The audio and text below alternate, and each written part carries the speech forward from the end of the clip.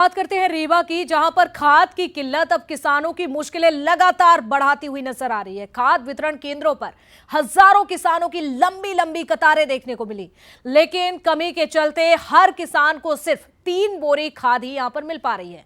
जिले भर में 37 वितरण केंद्र बनाए गए हैं, जिनमें 5 डबल लॉक केंद्र भी यहां पर शामिल हैं। टोकन सिस्टम से वितरण हो रहा है, लेकिन किसानों का कहना यह है कि इतनी मात्रा उनकी खेती के लिए नाकाफी है। तो स्थिति संभालने के लिए पुलिस प्रशासन भी तैनात है।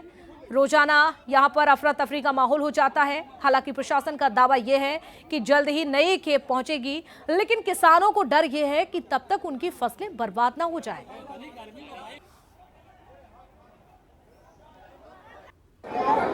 रीवा जिला के किसान इस समय खाद की भीषण संकट से जूझ रहे हैं। इस समय हम रीवा के कड़हिया मंडी खाद वितरण केंद्र पर हैं, जहां हजारों की संख्या में यहां पर किसान अपनी लाइनों में लगकर टोकन का इंतजार कर रहे हैं। 9:30 बजे। हाँ, कितनी खाद चाहिए? खादी में मेरी जमीन तो है 8 एकड़, लेकिन मुझे 3 बोरी खाद दी जाती है। कितनी चाहिए? मुझे तो चाहिए 10 बोरी खाद। 10 बोरी चाहिए। 10 बोरी तो चाहिए। कैसे होगा 3 बोरी खाद में? अब क्या बताएं? और भोजन पानी की व्यवस्था कुछ कैसे होगा? कोई नहीं, अभी बता तो रही, भोजन के लिए जाती है तो खाद छूटती है, टोकन छूटता है।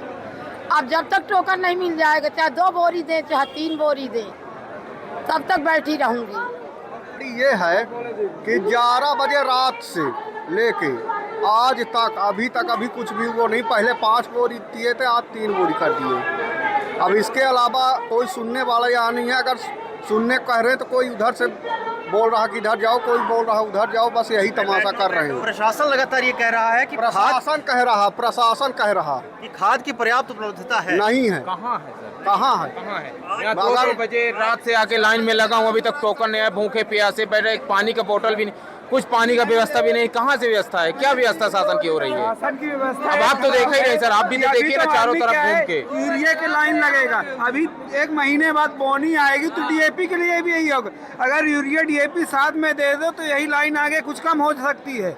अभी यूरिया के लिए लाइन लगो, फिर 15 दिन बाद वही डीएपी के लिए फिर यहीं आओ। 5 बोरी यूरिया लो तो नैनो लेना पड़ता है। नैनो के करेंगे क्या? उसको काम नहीं हो पा रहा। नैनो से क्या काम हो रहा है सर?